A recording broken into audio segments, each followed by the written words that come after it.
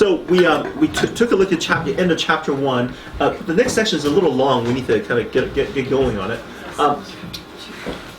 The previous passage was really focused on idolaters, pagan world, and the next section is the Jews also face the wrath of God. Okay, so the Jews are going to get their section coming up.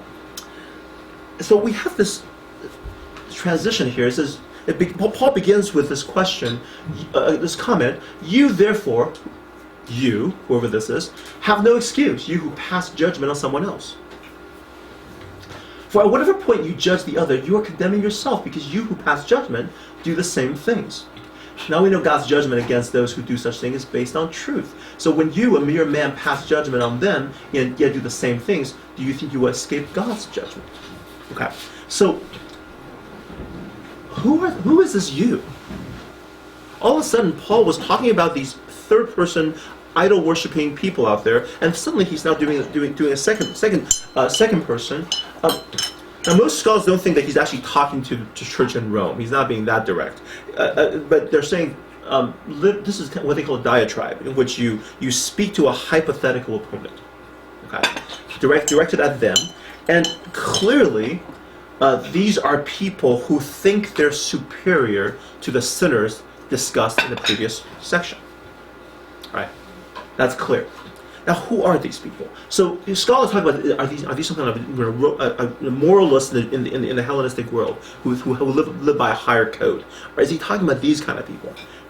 Maybe, but I think it makes much more sense to read this entire section as focusing on the Jews, because frankly, Jews get specified later on in the next section, and also you see it right here. There will be trouble and distress for every human being who does evil, first for the Jew, then for the Gentile. But glory, honor, and peace for everyone who does good, first for the Jew, then for the Gentile. God does not show favoritism. So this entire section, this Jew, I think he's getting at the Jewish superiority over the pagan world.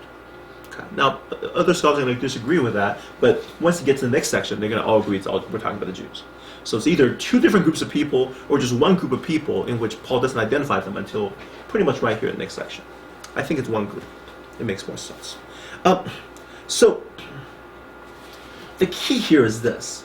He's talking to a group of people who are superior in their viewpoint, but not superior in behavior. Right? This is critical. Right? Let me just read it again. Whatever point you judge the other, you're condemning yourself, because you who pass judgment do the same things. Right? We had this big list of things that idolaters do. You guys do exactly the same things. Now we know that God's judgment against those who do such things is based on truth. So when you, a mere man, pass judgment on them, do the same things, do you think you will escape God's judgment? So we're dealing with people who do the same things, yet think they will escape God's judgment. Okay? Who are these kind of people? I think they're first century Jews. Why do they think that? Okay. This is something out of Wisdom of Solomon. Very interesting piece, probably from Egyptian, and I think it was 1st or 2nd century BC. Okay, I didn't do the translation. Okay, it's very Thou and Thee, a little old-fashioned. I apologize. But see if you can get what. And this is Jewish writing. This is Second Temple Jewish writing. And these are people talking about how God is different, how God treats Jews and Gentiles differently. Okay, so then they're talking about them. He's talking about Jewish history right now. So for when they is Jews. Okay, sorry. For they were tried, they were examined and tested. Though they were being disciplined in mercy, they learned how the ungodly were tormented when judged in wrath. For thou didst test them as a father does in warning, but thou didst examine the ungodly as a stern king does in condemnation. So when this writer is talking about Jews who in the past who were tested by God or punished by God. There's a difference between how God punishes Jews versus how he punishes Gentiles. With Jews, it's a father, okay, testing them, warning them, but with the ungodly, it is a king in condemnation. Okay.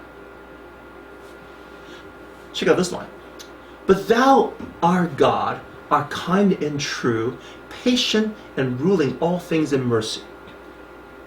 Okay. You, God, for even if we sin, we are thine, knowing thy power, but we will not sin, because we know that we are accorded thine.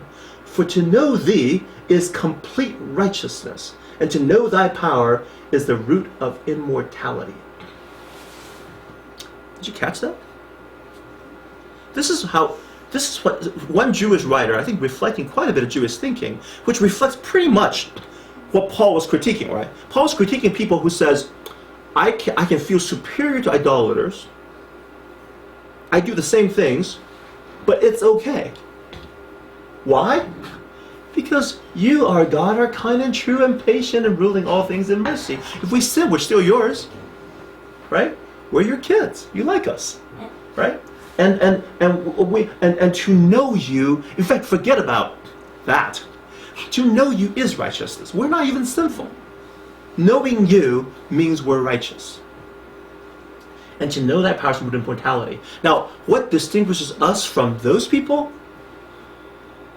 For neither has the evil intent of human art misled us, nor the fruitless toil of painters, a figure stained with varied colors, whose appearances arouse yearning in fools, so that they desire the lifeless form of a dead image. Lovers of evil things and fit for such object of hope are those who either make or desire or worship them.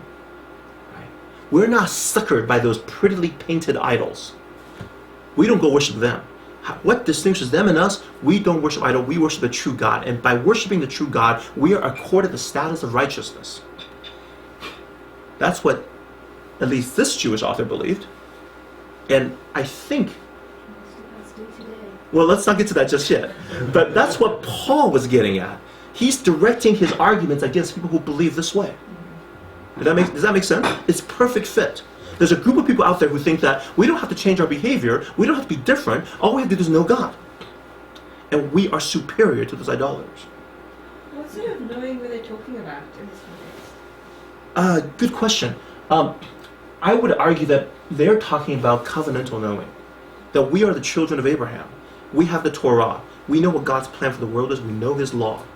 We know Him and He knows us. And we have maintained ourselves in covenant with Him. That's what I think he'd be talking about. So he's not talking about the one that Jesus says, I know my sheep and my sheep know me. Yeah, I don't think that's it. Okay. Yeah, I don't think it's that kind of knowing. I think he's talking about really having the Torah and having that relation, that understanding of we're the chosen people of God. We maintain ourselves apart from these idolaters. Everywhere I go, I see temple, and I go, sinful, sinful, sinful, sinful, sinful. I worship the true God. And therefore I am vindicated. In that great courtroom debate between the Gentiles and the Jews will be vindicated. We are right about who God is. Yeah. So if you put this upon Paul's in this passage to a Pharisee who's very moralistic, how would that critique maybe a Pharisee saying this? Yeah. Because they're actually changing their behavior What are the Pharisees doing? I mean, are the Pharisees trying to be more moral, or are they more interested in asserting their differences from? Are they interested in? Okay, what were the Pharisees in the New Testament in their encounter with Jesus? What did the Pharisees emphasize? Washing hands, right? Washing dishes, Sabbath keeping. Right? They're doing all those things that mark them as being knowers of God. They're not trying to say, be kinder to your neighbor. That's not a Pharisaical emphasis. Right? Yeah. Jesus condemning this. He says, you guys are the ones who are straining out a gnat, as swallowing camels. You're missing the whole point of social justice. Right? That's Jesus' main critique of them. You guys are missing the big stuff. You're not actually behaving rightly. You're just focused on all these little boundary things that show yourself as covenant keepers. So why? Because underlying that is this understanding, we know God. And to know God is complete righteousness. And that gets to your point about, that sounds like what many Christians believe today. It's a very interesting thought. That Today, many Christians believe the same things that first century Jews did. That their relationship with God affords them complete righteousness. And that's good enough. And you can therefore feel superior even though you don't live any better lives. Which is what Paul's point was. Let me give you another section out of the wisdom of Solomon, which is presumably not really Solomon. Okay. Now this is he's talking about what happened in Numbers, in which these beasts came upon. This is right, but he's commenting on the Bible, and he says, "For when the terrible rage of the wild beasts came upon thy people, and they were being destroyed by the bites of writhing serpents." Remember that section when the snakes came out in the wilderness and started biting the Israelites? Thy wrath did not continue to the end. They were troubled for a little while as a warning, and received a token of deliverance to remind them of thy law's command. For he who turned toward it was saved, not by what he saw, but by thee, the Savior of all. And by this also thou didst convince our enemies that it is thou who deliverest from every evil. For they were killed by the bites of locusts and flies, and no healing was found for them. So who's he talking about there? The Egyptians, right? He's contrasting what happened to the Jews with what happened to the Egyptians. Egyptians were being wiped out by locusts and flies. There's no healing. But with the snake in the wilderness, there's healing. You see the difference? God treats Jews and Gentiles differently. And that's the point being made here.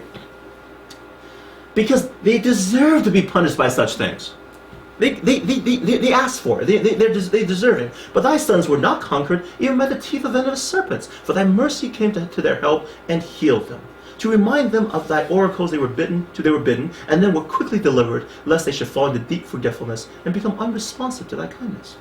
For neither herb or poultice cured them, but it was thy word, O Lord, which heals all men. Now, interesting, they draw that conclusion from that story.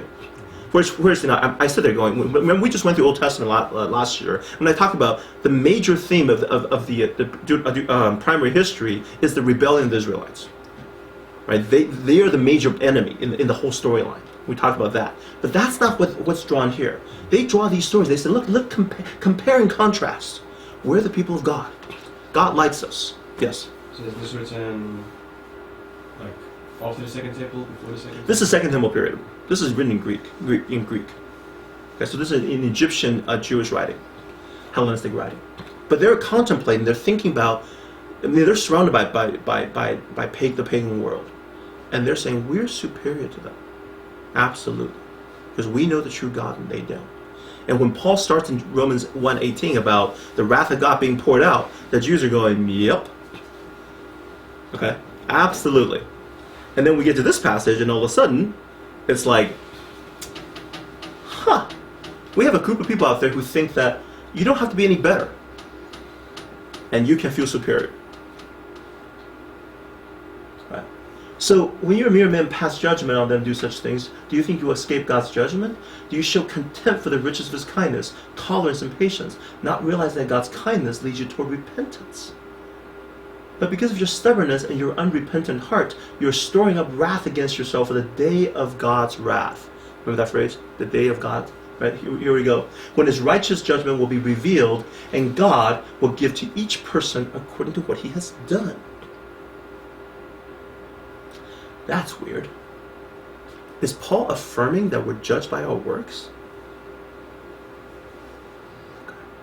That is weird. This is, okay, by the way, Romans 2 is a really hard chapter for a lot of reasons. This is one of them. Because this is one of them. To make this all fit, the whole Pauline theology, this is a challenging chapter. And I'm just going to get to it right now. And frankly, I could give you all the different approaches that people have taken with these passages. I'm not doing enough of the time. But let me first of all show you where you get this idea from. This is a consistent Old Testament understanding of individual judgment. Psalm 62. Once God has spoken, twice have I heard this, that power belongs to God, and that to thee, O Lord, belongs steadfast love. For thou dost requite a man according to his work. Psalm 62. Proverbs 24:12. If you say, behold, we did not know this, does not he who weighs the heart perceive it? Does not he who keeps watch over your soul know it? And will he not requite a man according to his work?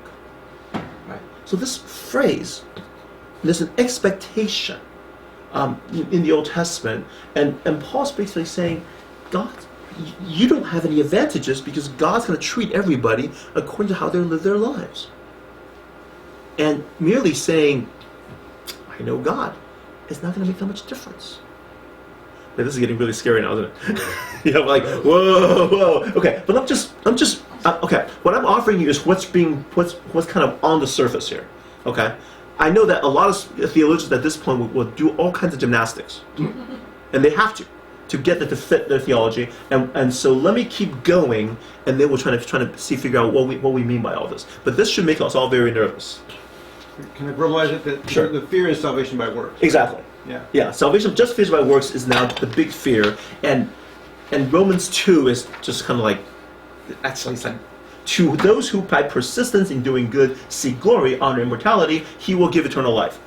But for those who are self-seeking and who reject the truth and follow evil, there will be wrath and anger. There will be trouble and distress for every human being who does evil, first for the Jew, then for the Gentile. But glory, honor, and peace for everyone who does good, first for the Jew, then for the Gentile. For God does not show favoritism. Okay. Now I think that makes it very clear. God is not going to favor the Jews just because he has a covenant with them. He's going to be a fair judge. Okay. He's going to be a fair judge. And the problem that, as Miriam pointed out, is Christians believe the Jews would wave the Torah at God and say, "Hey, look at that," or wave their circumcision at God, which would be really weird. And then Christians today wave Jesus at God. Okay. Now, is there a difference here, or is that there's something off about this? Okay, but let me keep going. I know that I'm making people nervous. Charles, can you can choose to deal with this question later if you want to. Yeah. Not at all. Right. And is there Second Temple Jewish critiques of Judaism that are constant with that, or is Paul doing something unique now? Because from 1 through chapter 1 seems like standard Jewish critique. Right. Is he doing something that's uniquely Paul, or is there other examples of this kind of thinking? I don't know. Okay. Yeah, sorry. I'm not aware of that, and I have not read. I cannot say I have read enough of a Second Temple Jewish work to make that claim. 'Cause it seems like he may be doing something unique here. But Yeah. I don't know. I don't know. Yeah, Okay. yeah. But I cannot say it's not out there. I have not seen it when I read on the things I've read, but I have not read enough to make that claim. It continues, right? So at this point, you know he's talking about Jews. All who sin apart from the law will perish apart from the law, and all those who sin under the law will be judged by the law. For it's not those who hear the law who are righteous in God's sight, but it's those who obey the law who will be declared righteous. Okay, so we're back to this Jews, Gentiles. Those who are apart from the law are Gentiles, idol worshippers. Under the law, Jews. Right? Two categories, and they're both judged by the criterion, which is will they obey the law or not. Okay. So, to answer the original question about how the question you had about how do they know God? They have the law. Okay. And the Jews think that by having the law, they have an advantage, they'll be treated differently, and the answer is wrong. Okay? They will not be treated differently. God is not going to show favoritism. Now, those who hear the law are righteous in God's sight. Those who obey the law will be declared righteous. Okay.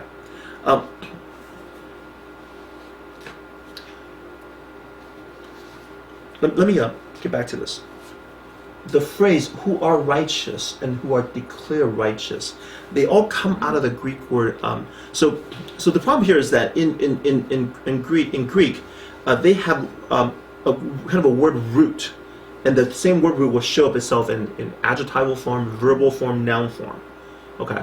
And they're all kind of related. The problem is in English, we don't necessarily all have the same words to match that. So when we translate, things get confusing. So for example, let's start with righteous, dikaiosune.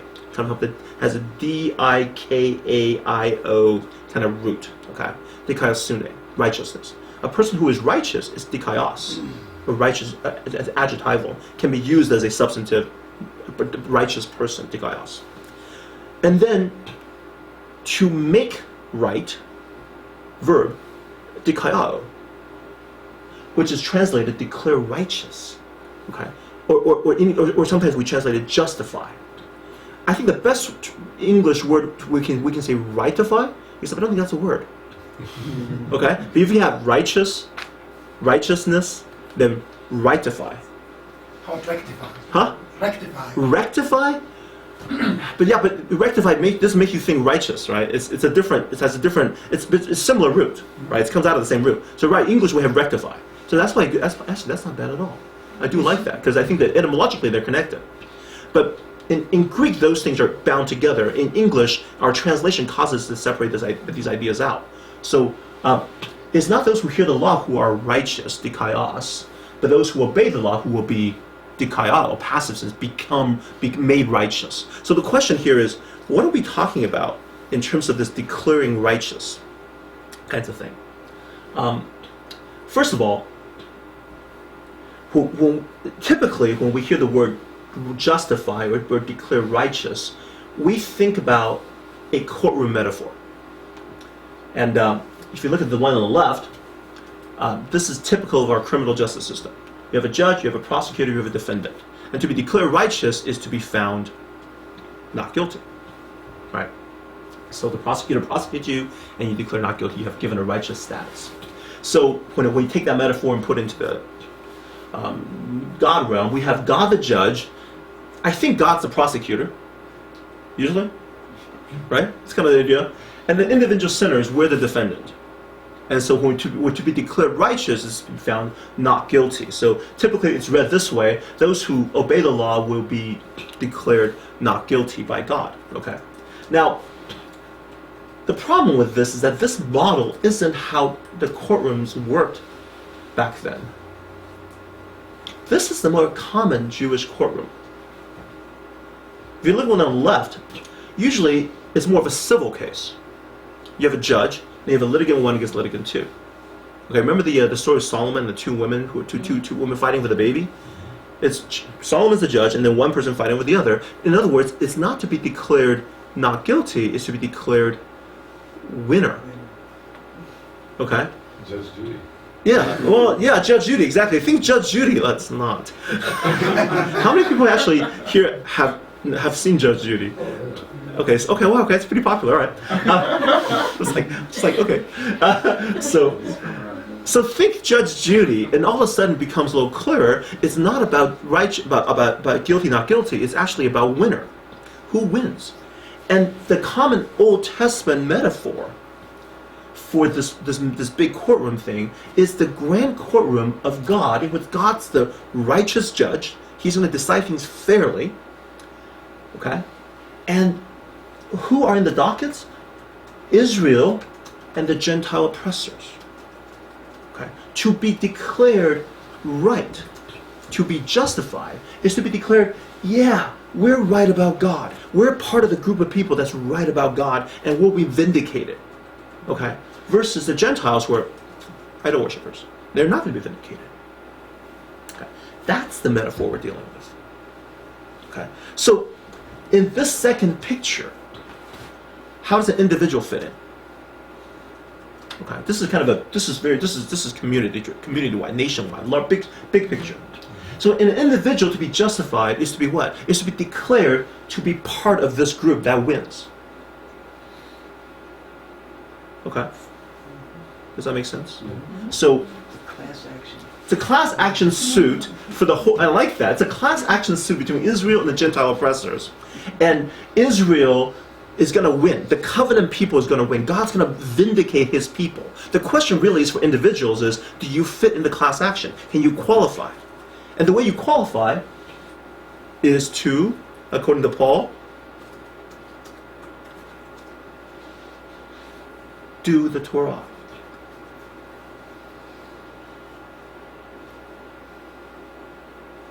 Having the Torah doesn't qualify you to be the people of God, the vindicated people of God. Doing the Torah does. Does that make sense? It Yeah, makes okay. sense in struggle. I know it's getting worse. It's not getting better. It'll get better. I hope it gets better. Joel's going Yeah. to ask you questions that interrupted you. Yeah. You mentioned that this declared righteousness thing is we think courtroom metaphor. Yeah. First century Jew, would they also hear courtroom metaphor? So the word dikaiao has that ring to it, and then because it's drawing from the Old Testament a courtroom metaphor. So so you have first of all, it's frequently invoked. God invokes the courtroom metaphor, especially dealing with people of Israel. He was saying, hear, O earth, hear, O heaven, calling of witnesses to gather together, and he's going to prosecute a case against his people. So that's frequent. And then there's, of course, the case between the Jews and the Gentiles, that they're waiting for the vindication of God. So maybe courtroom, maybe not the best way, but vindication is probably the best way. We want to be proved that we're right. Okay, how does that happen? When God finally shows up and it says, you guys have been, you idol worshippers have been oppressing my people for no good reason, and you're the sinners, and we're going to elevate the people of God. That's the vindication they're looking for, the kind of the final day of vindication. Okay, so Now, surely, I mean, Yeah. that's sort of a communal, sort of a group Yeah. judgment. yes, Surely the Old Testament also had individual judgment, wouldn't it? which what you noticed, we had some discussion of that earlier. You're judged according to your works, Right. but not too many, right? You notice Old Testament is very communal. It's very communal. There's individual judgments and punishments for individual. So, okay, this gets into that discussion we had last year about Old Testament about just the problem of justice, because there's communal and then there's individual, and does God punish communally or individually? And that was a huge. I think in the Old Testament there's problems on this concept. But here, what Paul's getting at here is, look, we all know at the end, God will elevate His people. Okay. The Jews think it's going to be them because they have the Torah. And Paul's saying, no. It's for those people who actually do the Torah. They will be the one who are members of this victorious group. Okay. Yes? So for modern metaphor, the actual class action suit It works really well. does work really well. I've Yeah. been I get letters from time to time that says Yeah. this group of people is suing this company because they bought stock and they believe that the company misrepresented when they purchased this stock. Yes. Are you part of this class? Yes. Did you take this action, buy stock during this period of time? If so, you're part of this class. Right. Yeah. Yeah, exactly. So Paul's talking about qualification. If I take this action, Right. it shows me to be part of the class. Right. Right. So good. So now here's an interesting question. Who are these people who's going to get in? Okay. So Paul has this section here. By the way, parentheses are added by editors. I don't know why they put an editorial here. Put in this as a parentheses. I don't understand that, but okay. Indeed, when Gentiles who do not have the law do by nature things required by the law, they are a law for themselves, even if they do not have the law, since they show that the requirements of the law are written on their hearts, their consciences also bearing witness, and their thoughts now accusing, now even defending them. And wow, who are these people? Okay, that's a really big question. First of all, do these people even exist? Many scholars argue they don't exist. Some people have argued they don't exist. It's a hypothetical. Okay, I don't think it's a hypothetical. Actually, even Douglas Moo now thinks that this is. I was reading the more recent one. Douglas Moo thinks that this is. Actually, Paul's talking about Christians here, but he hasn't. He's hiding it for now. But what he's talking about Gentile Christians. But before we get to that, okay, how can a Gentile who do not have the Torah do by nature things required by the Torah? Part of the Torah presumably is thou shalt not murder. I'm sorry? Part of the Torah is presumably thou shalt not murder. Yes. If someone's not murdering, well, they're doing Yeah, this. but the Torah requires circumcision. Some of it, yes. The Torah requires Sabbath keeping. Some The of it. Torah requires food laws.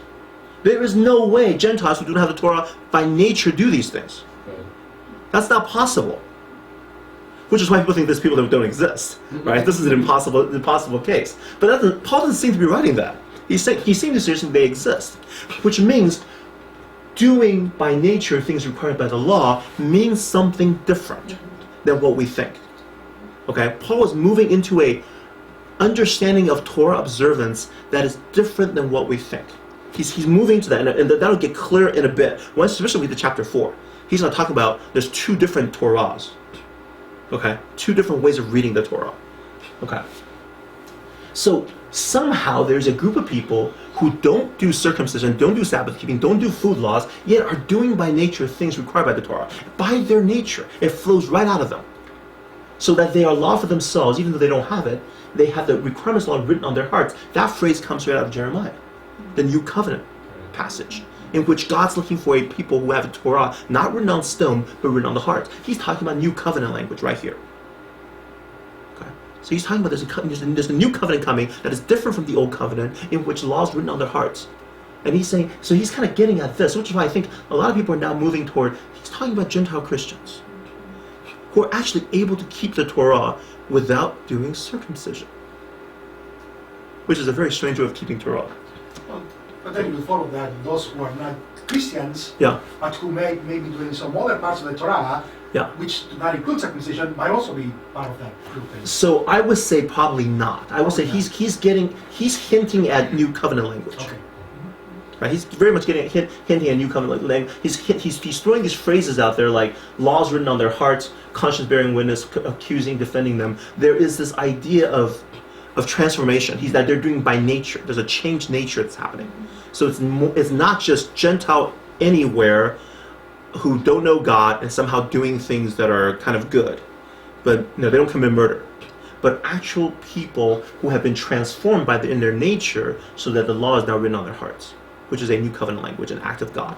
So Gentile Christian is kind of the way this is moving, the scholarship is moving these days. I think it makes sense. I think that's not a bad move. Charles, Yes.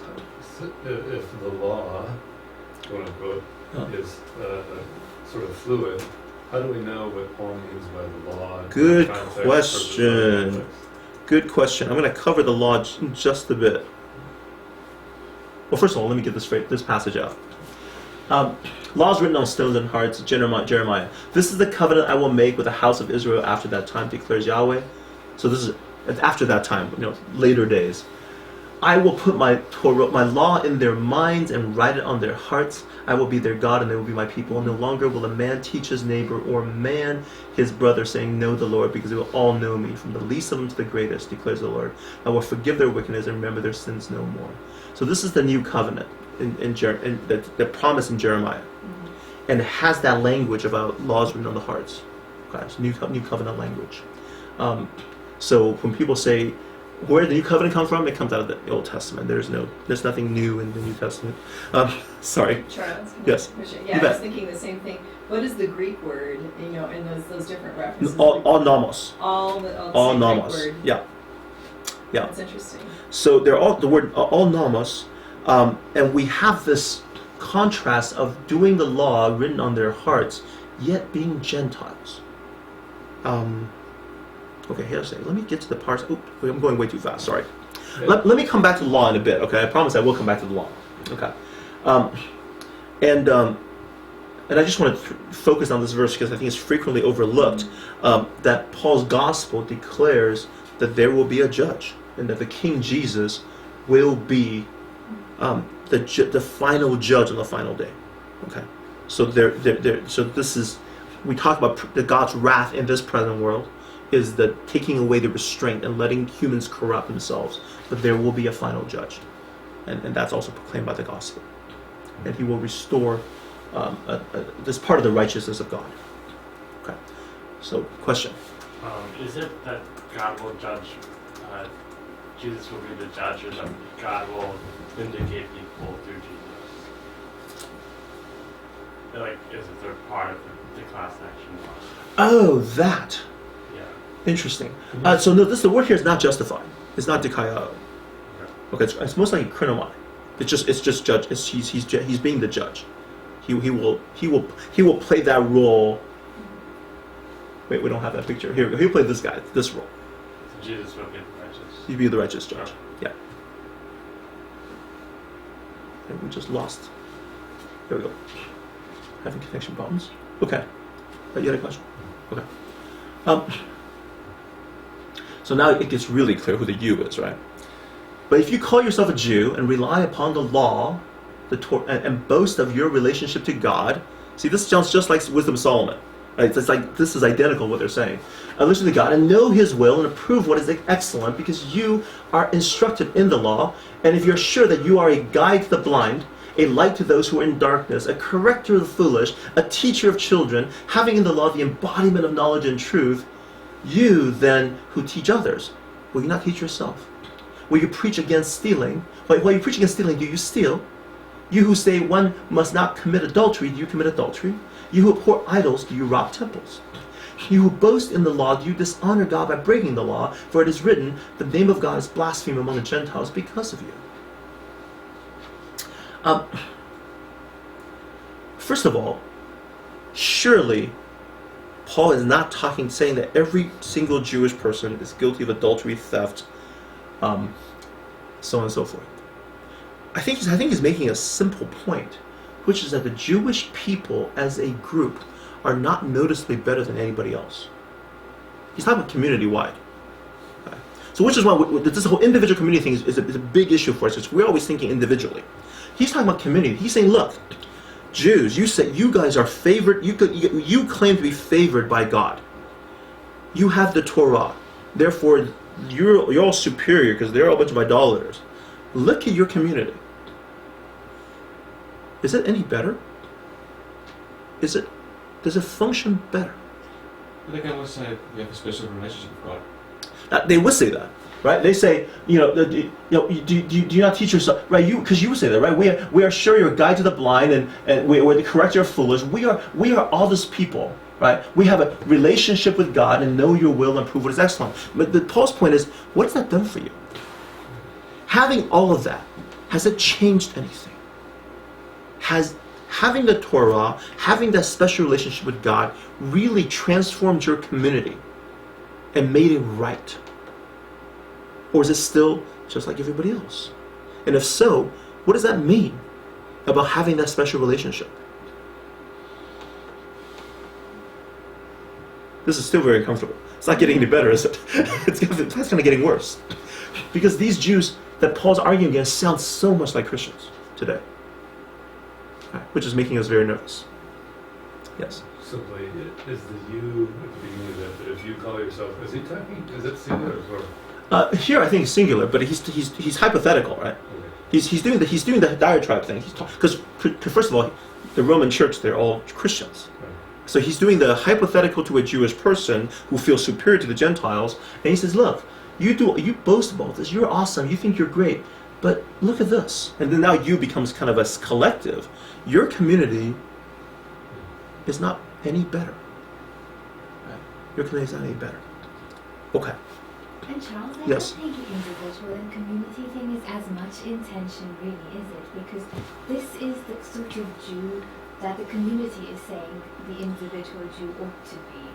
Yes. Right? Yes. So to that extent, to me, when you're indicting a community, you're indicting the individual as well, because Good point.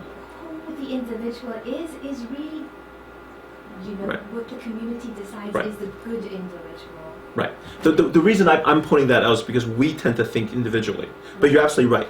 But he can easily indict individual Jews via indicting the whole Jewish people, because the mindset is much more the people represent. I'm represented by my people.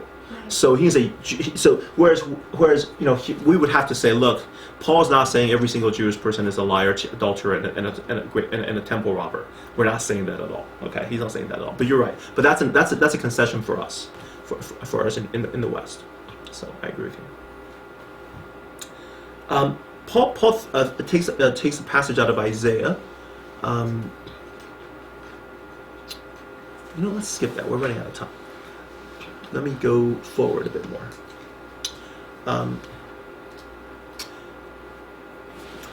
I want to talk about the law now, finally. The word nomos here shows up over and over again. And also the previous passage as well. It's been all over the place so far. And so the question here is, what exactly is the law? Okay.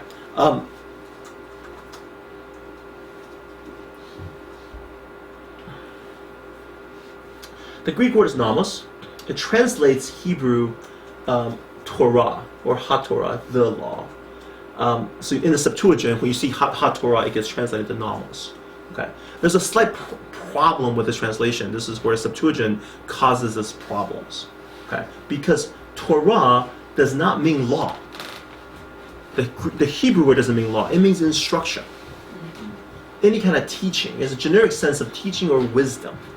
in Hebrew. When it goes into Septuagint, it becomes nomos, which I don't think changes its meaning, but when it gets into when it becomes a Greek, it becomes something that gets into our head as being it's a bunch of rules. Okay. Now here's the thing, big deal about nomos or Torah is when the word is used in conjunction with Jews, Yahweh, or Moses, it doesn't refer to rules. It refers to a group of books. So if you look at the Hebrew Bible, what we call the Old Testament, the Hebrew Bible is called Tanakh. And Tanakh is an acronym of the three major sections of the Hebrew Bible. Well, I missed the W there. The Hebrew Bible. Okay. So, three sections in the Hebrew Bible: the Torah, the Nevi'im, and the Ketuvim. The Torah, the Nevi'im is the prophets, Ketuvim is the writings. Okay. So you have take the first three letters T, N, K, and you throw a patak in there or a sound in there, and you end up with Tanakh. It's right there. The Jewish Study Bible. Tanakh translation, Torah, Nevi'im, Ketuvim. They actually tell you right there. See that? That's where Tanakh comes from. It's the three major sections of the Hebrew Bible. Their order is different from ours. Our Protestant Bible has a different order than the Hebrew Bible. The same content, just the book order is different, which is why you'll see me when I look through an English Bible, I'll frequently not find the book. I'm like, shoot, I don't know where to go. One time I grabbed the Bible, I started off on the right side looking for Genesis. I'm a little confused. They're like, this guy's supposed to be a Bible scholar? He doesn't know squat. I'm like, I'm so sorry, I get lost. I don't know the orders anymore. I'm so confused. Okay, so I apologize for that. Next time, if I can't find a book in the Bible, okay. So here are the major sections. You can see the Torah, Pentateuch, Book of Moses, is frequently called, the first 5 books. The Nevi'im are divided into the former prophets and the latter prophets. The former prophets is Joshua, Judges, Samuel, Kings. Yikes, they're prophetic books. Yeah, Okay? A latter prophets, Isaiah, Jeremiah, Ezekiel, and Book of the 12. So that's the second section. That's the order this way. The Ketuvim, Psalms, Job, Proverbs, Ruth, Canticles, Ecclesiastes, Lamentation, Esther, Daniel, Ezra, Nehemiah, Chronicles. Ruth gets pulled into the Ketuvim. Whereas for us, Ruth is between Judges and Joshua. Sorry, not Judges, Judges and Samuel. Right? So we have, it's a very different order of things. And for the Jewish thinkers, theologians, well, probably wrong choice, but they don't think of themselves theologians. There's decreasing authority. The Torah is most authoritative, Nevi'im slightly less, and Ketuvim even less. Song of Solomon's is Canticles? Yes. Yeah, those are kind of down there. Okay. Now this 3-section division has been around a long time, even though the word Tanakh has not been around as long. In the first century, these divisions are already present. In the New Testament, you can see it right there. They have Moses and the prophets. They're saying Torah and the prophets. They're talking about 2 major sections of the Old Testament. Okay? They're not talking about Moses the person, a bunch of prophets. They're talking about Scripture. Luke, they do not hear Moses the prophets. Beginning with Moses and all the prophets, he interpreted them all the Scriptures. See, that's very clear there in Luke 24:27. Moses and all the prophets is referring to Scripture. We have found of whom Moses in the law, so Moses and the Torah, or Nomos, and the prophets wrote, the 2 sections. All right. So Acts, nothing Moses, the prophets and Moses. So here we go. Convince them about both the law of Moses and the prophets. So the first 2 sections are firmly in place in the first century. We'll talk about the third in a bit. You don't have to use the word Moses. You can just use the word law. So I come to abolish the Torah and the prophets. I have not come to abolish them. First 2 major sections. Once again, not generically about the law, but about a section of Scripture. Okay, or 5 books. Right. For all the prophets in the law prophesied until John. Okay. Those 2 commandments depend on all the law and the prophets. The law and the prophets are, he's basically referencing the Old Testament. Okay. Even Romans chapter 3:21 is coming up next time. Now the righteousness of God has been manifest apart from Torah, although the Torah and the prophets bear witness to it.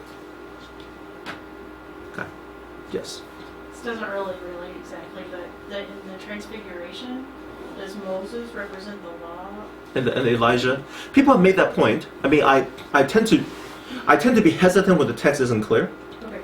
but it's entirely possible. I mean, Elijah is the greatest of the prophet, even though he is not part of the writing prophets. His stories are in the prophetic section, and he's kind of the first major significant prophet. Well, then again, the difficulty with that is that Moses is also called a prophet, so that's a little tricky. Yeah. So, like I said, it's not as clear as it could be. All right. Wait. Okay.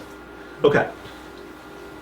And finally, we have two references that refers to the third section in Luke. These are my words which I spoke to you while I was still with you, that everything written about me in the law of Moses and the prophets and the Psalms must be fulfilled. The Psalms. Where is that coming from? So Psalms is as you recall, is the first book of the Ketuvim, of the third section.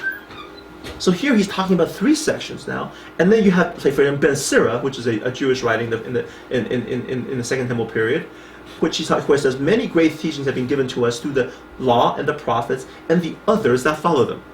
So you can tell the word Ketuvim hasn't shown up yet in the first century. The writings hasn't shown up yet. But the threefold division has, even though the third section seems a little hazy and they're focused on the first two as being the more authoritative. I'm wading quite a bit into that. I don't want to read too much into that, except to say that in the first century they're aware of the threefold division, and these two terms, Torah and Nevi'im, seem to have a kind of a way of referring to the whole Hebrew Bible. I'm asking that when we see the word nomos, unless otherwise indicated, is talking about the first 5 books of Moses.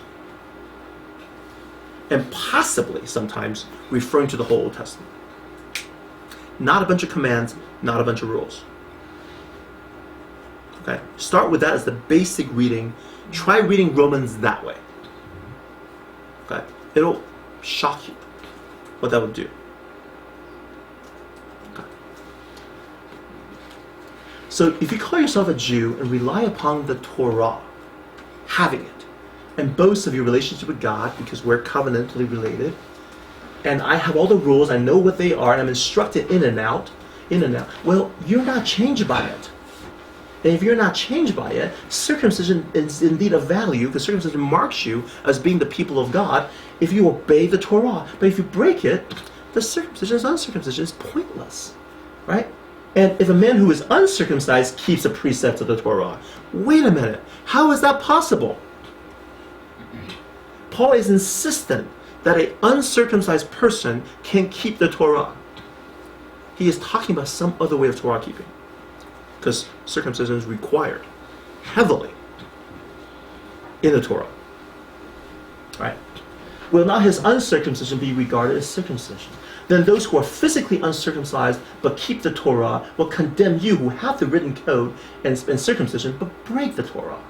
For he is not a real Jew who is one outwardly, nor is true circumcision something external and physical. He is a Jew who is one inwardly, who's the real Jew, the people who is going to be vindicated.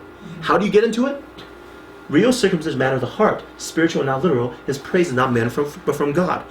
Now, circumcision of the heart comes straight out of the Torah in Deuteronomy, where Moses, before he dies, and he says, there's going to be a time that is coming, and we're going to have circumcision of the heart, because we know this external thing is not going to work.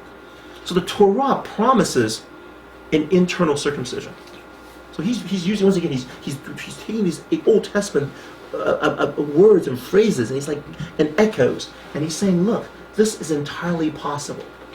Okay, this is entirely possible. There's going to be somebody who lived the Torah properly. Okay, who are these people? Yes? I don't know, I think I'm missing something, because the wisdom literature you showed us, that sort of indicates that they have no incentive to change. That's right. They don't. So Paul is saying they're wrong. But is that convincing enough? He's still coming. He's not done with his convincing yet. Okay. He's doing more. Okay, he showed you a little bit earlier. He showed 2 things. He showed you one. So you're talking about Jews. Okay, why are the Jews wrong? 1, the Old Testament talked about God's going to judge people by their works, by individuals by their works. That's 1. 2, you guys aren't any better. Okay, so there's going to be a way of Torah keeping that is transformative. lives are changed, but not necessarily caring about circumcision. Then we have two references, allusions. One's to Deuteronomy about circumcision of the heart. The other one is about the Torah written on the heart. That's both Old Testament. The Jews should buy that. But if you still really want more proof, he's going to pound you with Old Testament coming up. Okay? You're absolutely right. How is this convincing? Paul's not done yet. Okay? But before I move on, other questions? Is this going to be, is this primary audience a Jewish audience who needs to rethink what it means to be Jewish? Or is he writing specifically to, more so to a Gentile audience trying to figure out what is our sense of continuity with this Jewish story? So, I think you know the answer to that. He's writing to the Roman church. Right. So he's writing to Christians.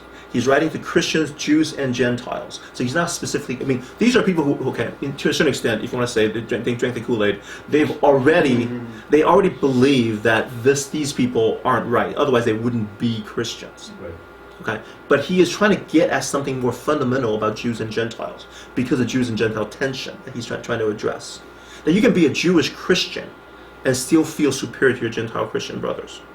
And so he's really trying to level the playing field for both of them, saying, you're really in the same boat. And when Jesus Christ comes, you guys both receive exactly the same way. There's no difference between the two of you. Okay. So I think that's the underlying rhetoric. But you're right. At this point, he is doing that diatribe to an imaginary Jewish person, but Christians in Rome are going to learn from this argument that he's having with this imaginary person. So the imaginary person is Jewish? Is Jewish. Okay. Yeah. Well, you call yourself a Jew. Right? Yeah. Yeah. Okay. Oh, are we clear on what's going on so far? Okay. Next question that comes. What advantage then is there of being a Jew? What's the point? What do you get out of this? Well, what value is there in circumcision? Much in every way. Quite a bit. First of all, they have been entrusted with the very words of God. Oh. Well, what if some did not have faith? Will their lack of faith nullify God's faithfulness? Not at all. Let God be true and every man a liar, as it is written, so that you may be proved right when you speak and prevail when you judge. Okay, I'm sorry. He's moving pretty quickly here, so let me slow down here, okay? He's answering a bunch of different objections and questions that are coming up. First question, what's the point of being a Jew? And he says, yeah, it's not bad because you have the words of God. You have the Torah, okay? Now, the Torah didn't change you. It doesn't justify you. It doesn't get you into that people of God, but you still have it, okay? Okay, that's good. You have it. Now, underlying this is widely assumed, and the Old Testament assumes it too. Remember, this assumes the Old Testament story. So remember, when you read Romans, he's assuming everybody knows the Old Testament story. And that story is what? The Jews, the Israelites, were unfaithful, right? They were exiled. In fact, they're still kind of in exile all over the world. We're writing to a bunch of Jewish Christians who are in Rome. What are they doing in Rome? They should be in Jerusalem, right? Obviously, it's not working out. So we have the problem that they're not faithful. So the next question is, will their lack of faith nullify God's faithfulness? So the question now is, what's the point of being a Jew? You have the Torah. Okay. Well, Paul, we know you've been talking about the Jews not being transformed. You're talking about they're not living any better lives. Their faithlessness, does that change what the Old Testament talks about, what the Torah talks about, which is the covenant that God has made with Abraham to change the world through them? Will that invalidate that? Okay. Is it a conditional covenant? Not at all. If everybody be a liar, I don't care. God's going to be true to this. God made a promise with Abraham. He's going to bless the nations through him. He is going to make it work. So it doesn't matter if all the Jews are faithless. Okay. And then he quotes he quotes Psalm 51. So that you may be proved right when you speak and prevail when you judge. This is out of Psalm 51:4, David Bathsheba, in which David said, he confesses, I'm a sinner, right? He committed sin. And this is a nice line to throw in here because who's faithless in the story? David, the greatest king of Israel. Oh, right? Like you're pulling your top guy here, and he's a mess. And he confirms that God is the true judge, and God is right about David's faithlessness. So yes, Jews are faithless, but God is going to be faithful because Psalm 51 continues on about transformation. So about transformation, not only that, but about Israel's nation prospering. So David's sin doesn't invalidate God's faithfulness. The king's failure does not mean God gives up on the covenant. So that continues. That's just 2 questions there. Any questions, comments on those the two objections? Okay. 3rd question. If our righteousness brings out God's righteousness more clearly, what shall we say? That God is unjust in bringing his wrath on us? I'm using a human argument. Certainly not. If that were so, how could God judge the world?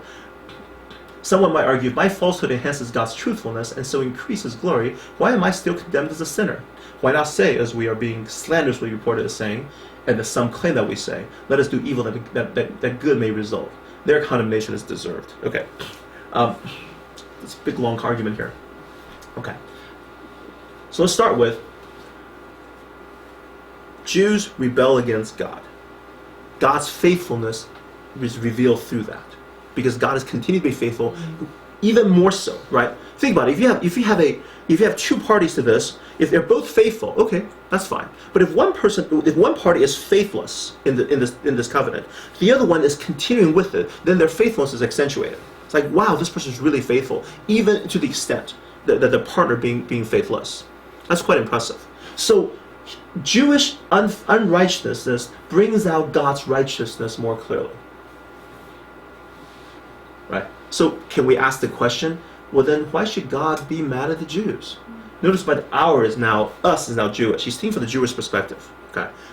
God shouldn't have wrath on the Jews. Jewish unrighteousness is making God look good. Okay. So this is an argument. He's still dealing with the argument, are the Jews under God's wrath? The answer is yes.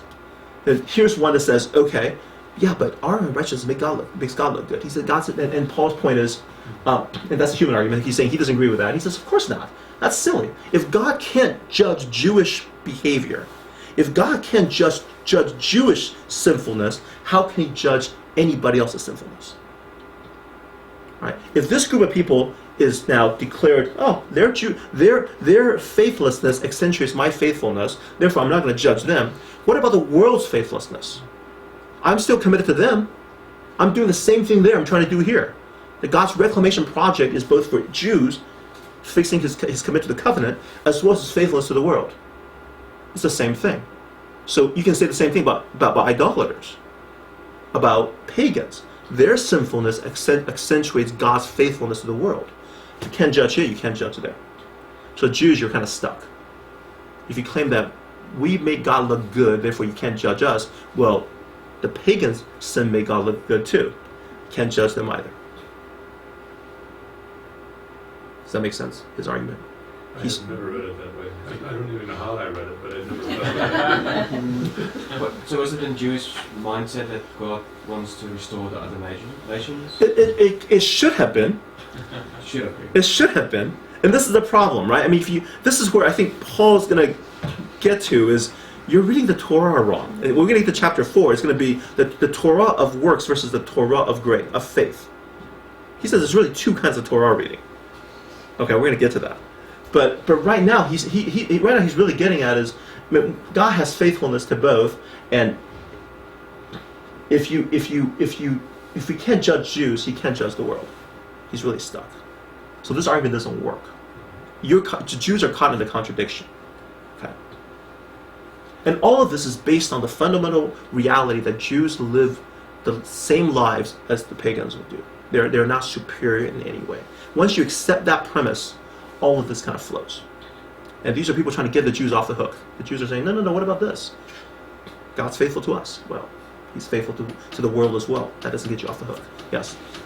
Charles, when we did last year, God's righteousness in the Old Testament, yes, we sort of ended up, in my head at least, that Naaman is the forebearer of, in some ways, God's kingdom in all the world, not just in the land of yes, exactly. Israel, right? Yes. He is sort of the first fruits. Yes. why do we not hear more of him About Naaman? in this story, or about Elisha who inaugurates that sort of thing? You mean Paul should have been talking about them more? Yeah. Or the rest of. Yeah, that's a good question.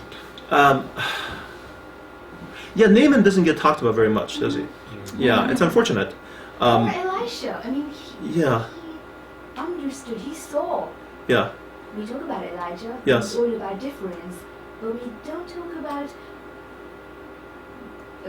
Elisha, who did that brilliant work of making the grounds of bringing God's covenant, Yes. making it real in his time and place. Yeah. How did we miss it? Or again, I mean, is it because the human ways of thinking are already so difficult to? I mean, it's difficult to see and speak and write, even in the scriptures. You mean why did New Testament authors not focus on Elisha and Naaman story? Because in some ways, what Yeah. they are saying, I mean, you see the reality of Yes. that in what happened in that interaction between Yeah. Naaman and Elisha. Yes. I think it's a very good question. And it's a difficult one. When we talked about it, we highlighted it because it's such an odd part of the story. Like the story is Yeah. taking a huge turn there, right? That the enemy of God is now Israel. Yep. And that the person who follows God is now the Syrian army general, which is a huge change, a departure in the story. So we can track that. It's not tracked in the first century.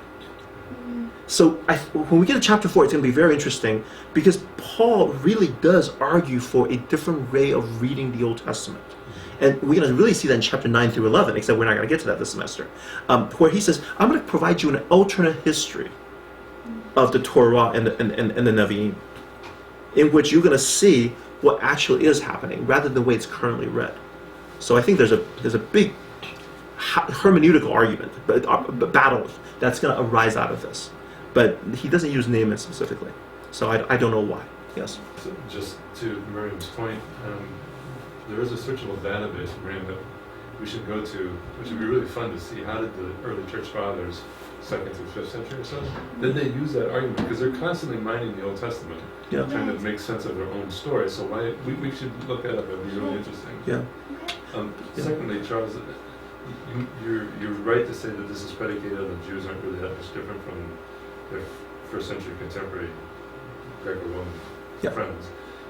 It is true, I think, that synagogues had a lot of people who were the God-fearers, Yeah. who recognized in Jewish theology, Jewish life, this monotheistic, Mhm. highly ethical kind of community, something really worth emulating at some Right. level. Right. So I imagine there's probably enough evidence on the ground for them to say really they are superior because the best of the Romans are coming over. Yeah. Yada yada yada. Yeah, yeah, and so your point has something quite interesting, which is the way Paul makes his argument. He seems to almost assume that the audience accepts that. Paul's audience accepts the premise that the Jewish community don't live better lives than their pagan contemporaries. So, Okay. I mean, I can only say that. I don't know what I mean. Paul doesn't believe at that point. He just this is how it is. Yeah. He just, do you not do this? And we're just supposed to go, yes, they do. We're just supposed to take that on as a completely accept. So rhetorically speaking, his audience already agrees with him on that point. That's accepted. Now, is that true or not? Right. Is a different question. I remember when you talked about the Old Testament Mhm. last year, you talked about David and how the Israelites in exile because of breaking the other 9 commandments. They broke the first one. Yeah. And I guess I was kind of thinking about David, murdering and committing adultery, but also knowing God is Yes, yes. knowing He is complete righteousness. Yes, yes. How does that kind of compare? Okay, so obviously David did not say, I'm completely righteous, even though I committed rape and adultery and murder. But this is an interesting thought, which is that the wisdom of Solomon is really getting at Second Temple thought. I mean, we talked about last year about the prophets being hugely upset about social justice. Remember, I don't know if you were there for that one. So that, yes, breaking the first commandment, having idols is a problem, is a huge problem. It's a covenant breaker. But to not live out social justice was just as problematic to the prophets. Okay, and here what I think what Paul's getting at is now, if you're noticing, is that the Second Temple Jews have fixed the first commandment problem. They're saying, we worship the right God. Idol worshippers are idiots. Idol worshippers I mean, they fixed it. The exile taught them, if exile didn't teach them anything, they taught them that we only worship Yahweh and nothing else. So these Jews are straight on the first commandment, but they're not on the other ones. And Paul's really making a point about that, which is, you commit adultery, you steal. I mean, right out of Ten Commandments, right? You're not doing any of those. You're not. The people, the community, are not transformed. So having the first commandment and getting that right doesn't ensure that the people will follow the other ones. Right. So what's the point then? This doesn't accomplish anything. Right? But you're right. You could end up with, I know God. I'm forgiven. God's kind and righteous. God's kind and forgiving. He's merciful. Awesome. Yeah. Who says, let us do evil that good may result? Who is saying that? Well, somebody's claiming that. Okay, so this is interesting, right? If my falsehood enhances God's truthfulness increases glory, why am I still being condemned as a sinner? See, this is a Jewish person would say this. This may not even be Jewish. This could be a Gentile person, right? Because God can't judge the world because of this, because somebody can easily make the same argument. Any Jew, if it works for Jews, it can work for Gentiles. The same argument. If my falsehood enhances God's truthfulness, I shouldn't be condemned as a sinner. Which ends up with, let us do evil that good may result, which some people have obviously claim that Paul is teaching.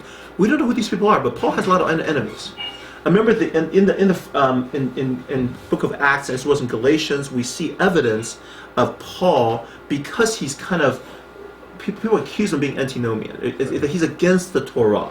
As you can tell, he's kind of talking about the Torah in certain ways, and so I think there's people claiming that he's against the Torah, and so those are the kind of slanders that are coming out, and he's addressing that, and he doesn't even answer them. He just says, their condemnations deserved. They get what they're coming to them.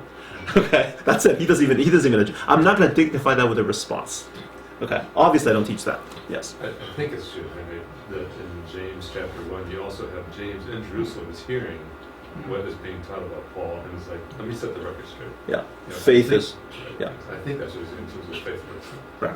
So the idea to do evil that get good may result. Paul's like, I'm not teaching that. Trust me. Okay, absolutely not teaching that.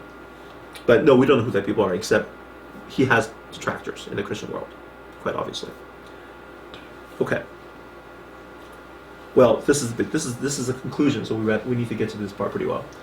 What should we conclude then? Okay, this is the conclusion, guys. Payoff here. Are we any better? This "we" here is Jews, right? Not at all. We have already made the charge that Jews and Gentiles alike are all under sin. Okay, now here we're going to get the Old Testament pile up of stuff.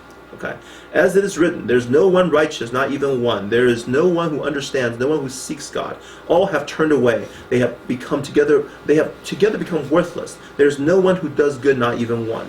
Their throats are open graves. Their tongues practice deceit. The poison of vipers is on their lips. Their mouths are full of cursing and bitterness. Their feet are swift to shed blood. Ruin and misery mark their ways, and the way of peace they do not know. There is no fear of God before their eyes. All of these are Old Testament quotes, which is why he says, now we know whatever the Torah says, it says to those who are under the Torah. Now here it is, most of these quotes are not from the Torah. So I think here, Torah is really generalized to the whole Old Testament, including the prophets. Okay. But whatever the Torah says, it says to those who are under the Torah, which are the Jews. These apply to the Jews. Okay? That's what he's getting at. Here's all these quotes about how sinful his people are, and they apply to the Jews, so that every mouth may be silenced and the whole world held accountable to God. Therefore, no one will be declared righteous. No one will be able to get into that vindicated group in his sight by observing the Torah. Rather, through the Torah, we become conscious of sin. So, Willem, here's the section. Whole bunch of quotes out of the Old Testament. This is the final payoff. This is the final punch. Okay, you who have the Torah, you who believe in the Bible, you Jews, what does the Bible say about you? You're a bunch of sinners. Okay, if you believe the Bible, then the Bible tells you you're sinful. Okay, so a couple quotes here. Psalm 53. You know what? I'm not going to read all this. We're running out of time. But these are, Ecclesiastes, Psalm 53. There's Psalm 5. Now you can look that up quite easily on your Bible. Scripture is about people who are under the Torah. Therefore, Jews cannot claim innocence. He's using the Old Testament against them. Okay, the Bible teaches this about you. You have no way out of this. Now, let me throw something out here, which is the problem with this passage is that you get mathematicians and philosophers involved.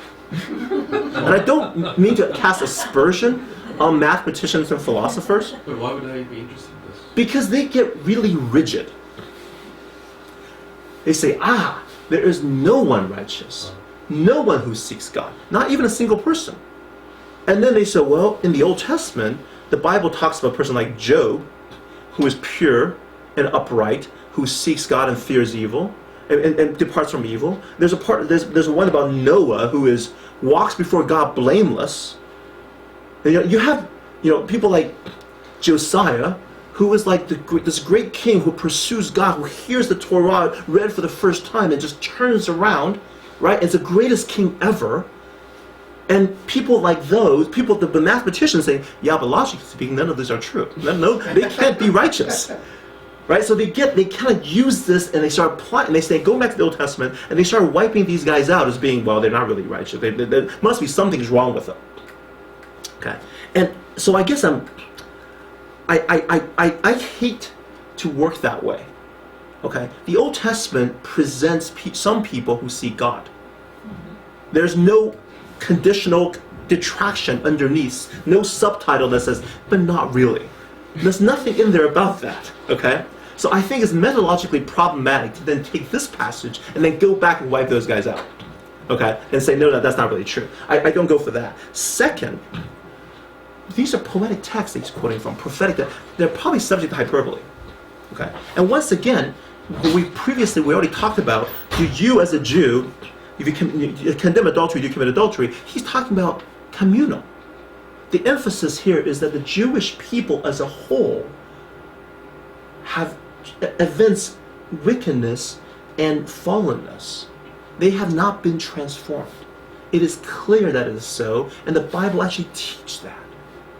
Okay? So to take this and go, therefore every single person is such, and to use it to create some kind of, especially use this to create, what God really demands is perfection. Okay? Which the Bible doesn't talk about. Okay, so these are kind of the bricks from which certain theological doctrines get built, and I resist in building those because I don't like what logicians do to these texts. Okay, so I make that point because this is what happens.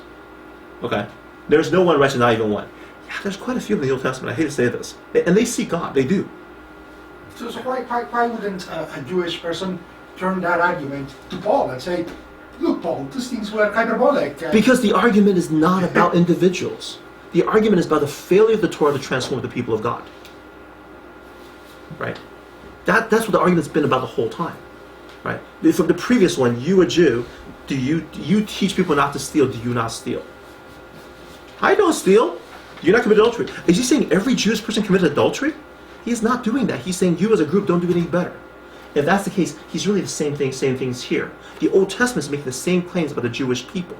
And it is. Remember, the big takeaway from the Old Testament story is the rebellion and the failure of the Israelite people. That's the main theme. And in that, I think I'm in total agreement with Paul. Paul, he's seeing the same thing. The Bible teaches the rebellion of the Israelite people. Is he precluding not even one person could have turned toward God? He's not precluding that at all. And that's not the point of this. Rhetorically speaking, that's not what the point is. The point is the Torah has no ability to transform a community. And therefore, it cannot possibly be the way in which people enter into that community. Does it say that was not the intention of the Torah? We'll get to that in a bit. Yeah. The Torah didn't work. Well, it's kind of right here, right? Well, he's gonna talk about a lot more than that. This is his first hint at the function of the Torah. He's not spent the entire chapter 7 talking about the function of the Torah and what it does. It almost sounds like a cruel joke of God. We're going to get to that. Okay? Hold off. Hold your horses. Paul's going to get there. All right. John, then James. So, Charles, it seems to me this might be appropriate to say something post-Holocaust. Yeah. Is that Christians have had a way of using those kinds of texts of judging the Jews uniquely as being underneath the wrath of God. Okay. Where it seems like this is an intramural conversation Right. that Jews are engaging in, Jew to Right. Jew, and we should never let. Oh, no. People, so I'm just wondering. I agree. Take the first line, right? Yeah. Right. The Jews see themselves high above. Paul's trying to pull them down to where everybody else is. Right. Right. Certainly not condemn them further. And That's the problem. Yeah. Right. But which is so weird because contextually that's not even a possibility. Right. The entire section is Jews' superiority. And now we're saying, no. You're alike under sin. You're like the people we just talked about before because you're not transformed. And if you're not transformed, you commit the same sins. I mean, just logically applying the chapter 1, the one from chapter 1, have you not also had problems with your image? I mean, God's giving them over was a result of their confusion of the image of God. Right? They started worshiping idols. You don't worship idols. Okay, I'll grant you that. But God seems to have done the same thing on you guys. You're also under the wrath of God. God has let you guys go as well. So what's going on here? Okay, you're in the same boat. Okay. Sorry. Is it by observing the law, is that hearing or doing the law? Like in the previous We're going to get to that in detail. Okay. Sorry, that's a pretty important verse, and we're going to get to that. That's our last verse. First thing to note is that we have here definitely a kind of once again a legal metaphor. The charge really the Greek is to indict. It's an indictment. So everybody is under the indictment. So we talk about charge again. Remember the two groups of people, the vindicated people of God and the rest. Well, Jews and Gentiles are all over here. Rats. Previously, the Jews thought they were over here by themselves. Okay, and we're saying no. People who do the Torah go over here. It's really the Jewish community over here. You have the Torah, but you can't do any of it. So here we go. You're all on this side. You're all under the indictment. And then held accountable, really, uptikos is translated to be under the jurisdiction of. So God's the divine judge. And then, of course, declare righteous, of course, is to vindicate, to declare victory in the case. But let me dive into your question you're getting at, because this Romans 3:20 is quite an important verse. Therefore, no one will be declared righteous in his sight by observing the law. Rather, through the law, we become conscious of sin. Okay.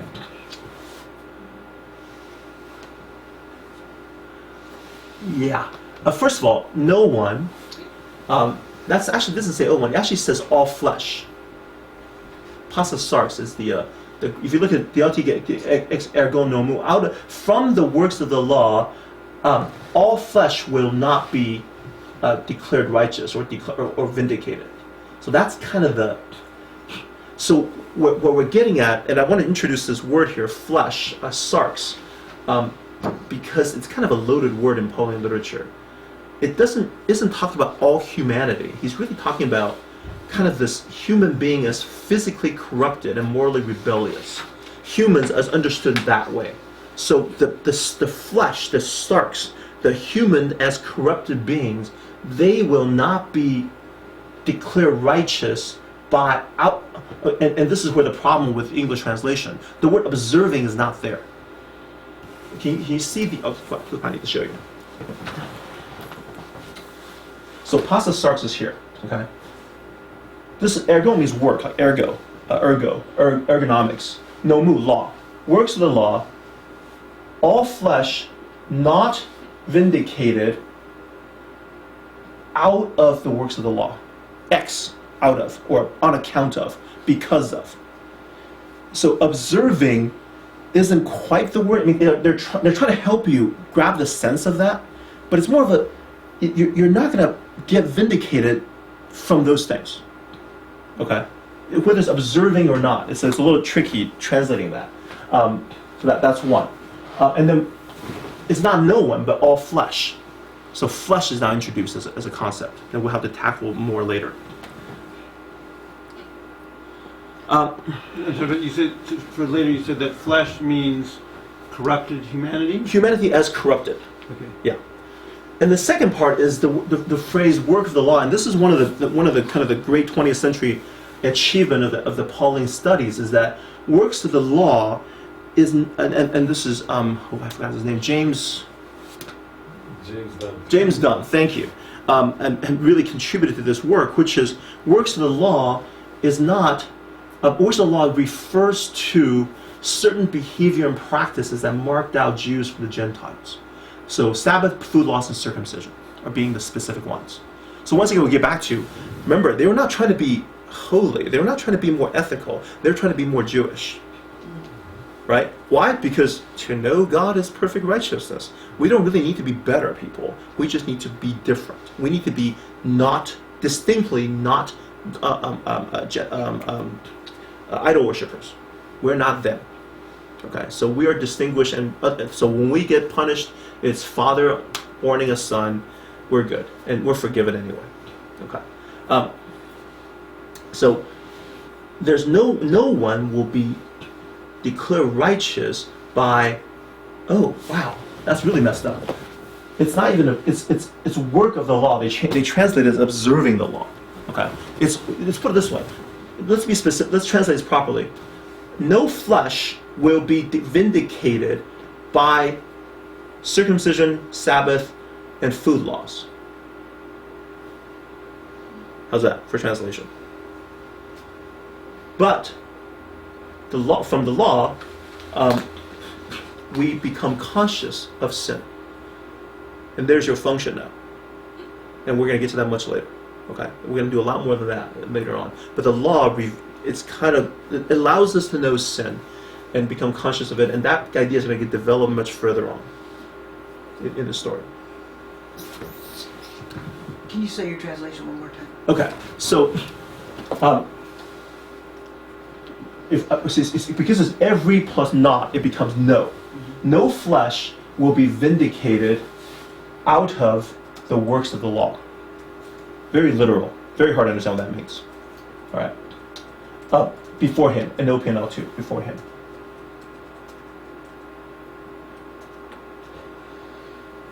How's that? Why the English translation like that? It doesn't seem. I mean, the translation. Because what I just translated doesn't make any sense. Right? Because works of the law, it's like you have to what does that phrase mean? Let's just generalize to be observing the law. Versus works of the law is really referring to certain kinds of behavior. It's this kind of a set phrase that refers to these kind of boundary markers. So if you want to say no flesh can be vindicated by keeping Jewish boundary markers. That might be a good way to translate that, but that's just kind of, I don't know. It's hard to translate that. Yeah. Because that makes the flesh more Jewish, but not like more righteous. Because you're following Sabbath and food laws and becoming more Jewish. Right, you're marked out as a Jew. Boundaries. Yeah. But that's not actually right. Becoming a righteous person following God. Exactly. So remember the two groups: the vindicated people of God and the rest. How does a person get in here? That's the question. Well, and he says nobody is going to enter here because they keep Sabbath and food laws and circumcision. Because that just makes you look more Jewish. Yeah. And he says the true Jew is the person who follows the law in the heart. The people who do the outside stuff and mark themselves as Jewish, they're over here. The person who actually keeps the Torah in their heart, they live over here. Yes? So how do you avoid spiritualizing the Torah to say I just have all the right feelings about this kind of stuff rather than actually doing that stuff? So I would say you have to stay tuned because Paul is going to offer a different way of reading the Torah that says Torah now looks like the Torah keeping looks like this. There's no ejection of Torah in Paul, and neither is Jesus, right? I mean, this is where Paul and Jesus are really on the same page. I know that I know that in previous generations of scholars, they've been Paul's about grace, and Jesus is a little bit more works oriented, because you get a little nervous about Jesus. He does that Sermon on the Mount thing. It's like, oh my gosh, really? Okay, so and then Jesus, I do not come to abolish the law, but to fulfill it, and not one jot or one tittle, right? And I think Paul would really be saying the same thing. They're saying we believe in the Torah, but the Torah understood properly works this way. And by the way, Torah by itself has no ability to accomplish any of this. It needs help. Okay, so. Charles, last time when we did the Old Testament, I think that's beautiful. Rather, through the law, we become conscious of sin.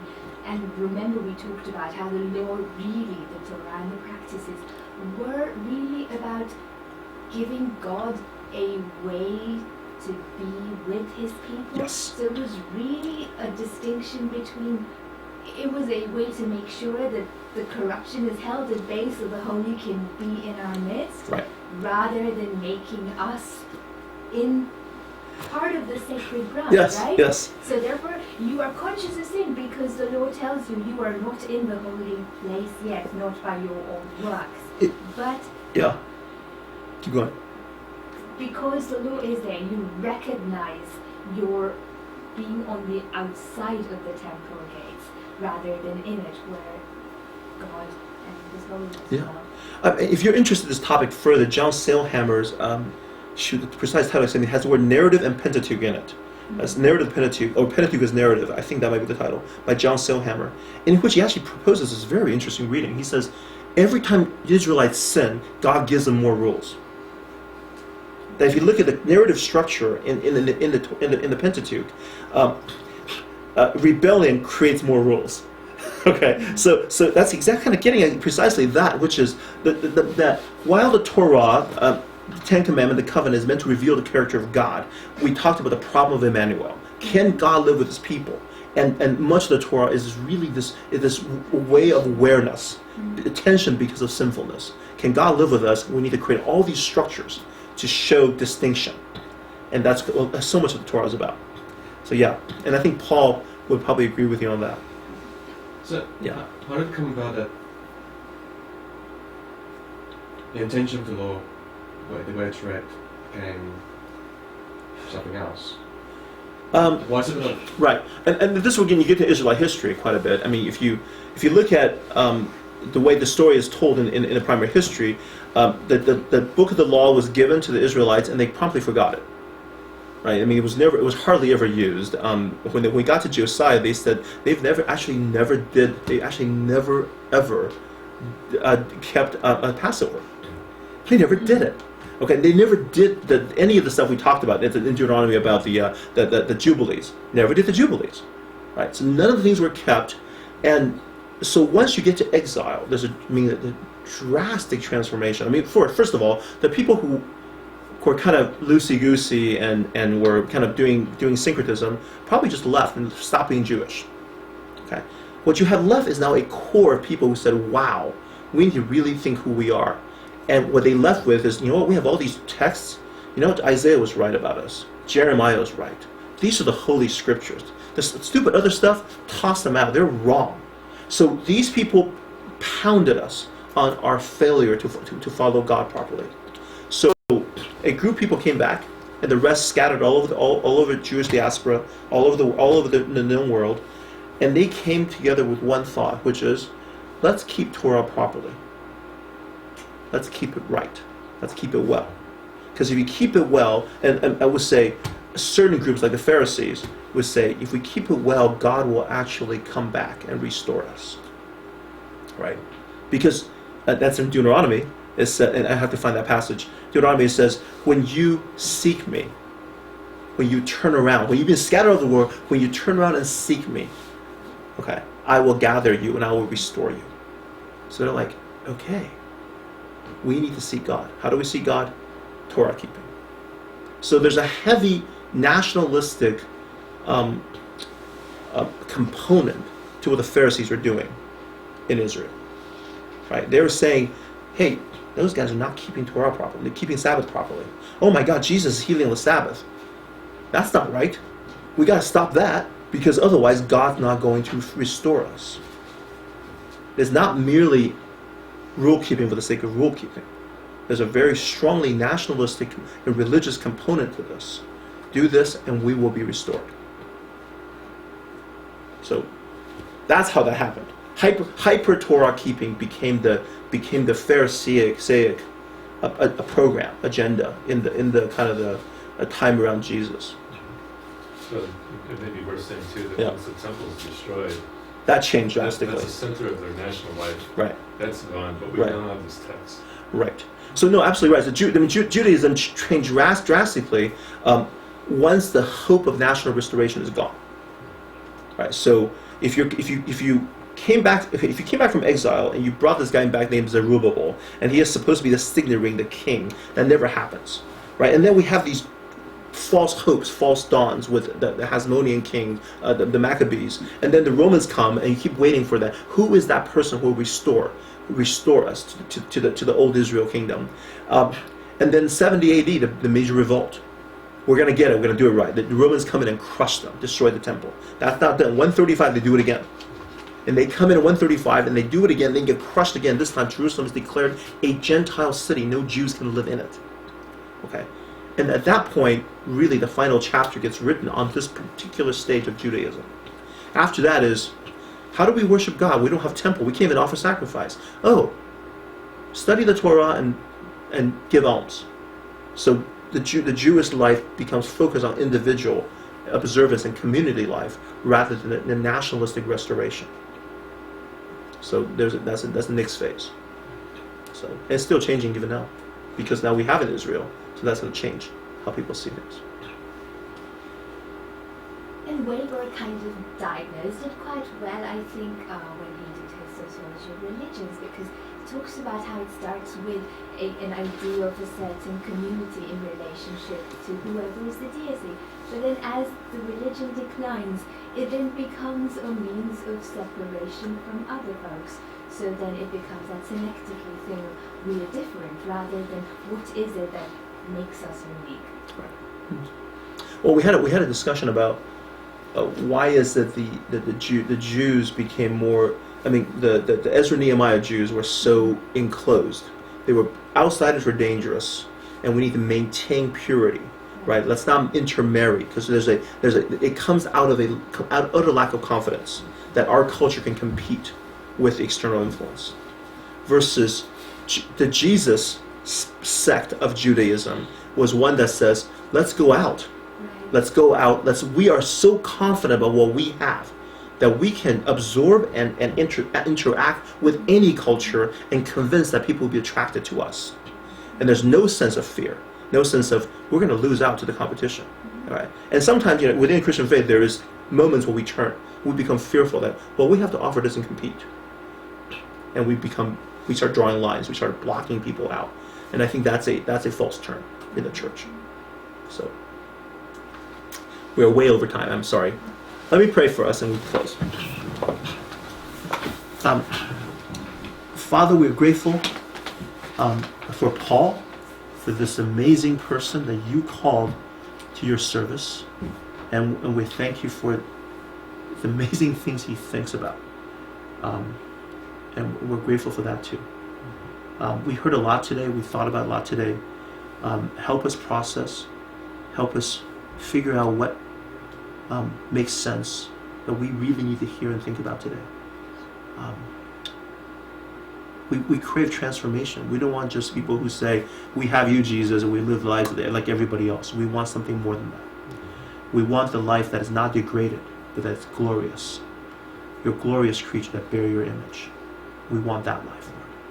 Help us. In Jesus' name we pray. Amen. Amen.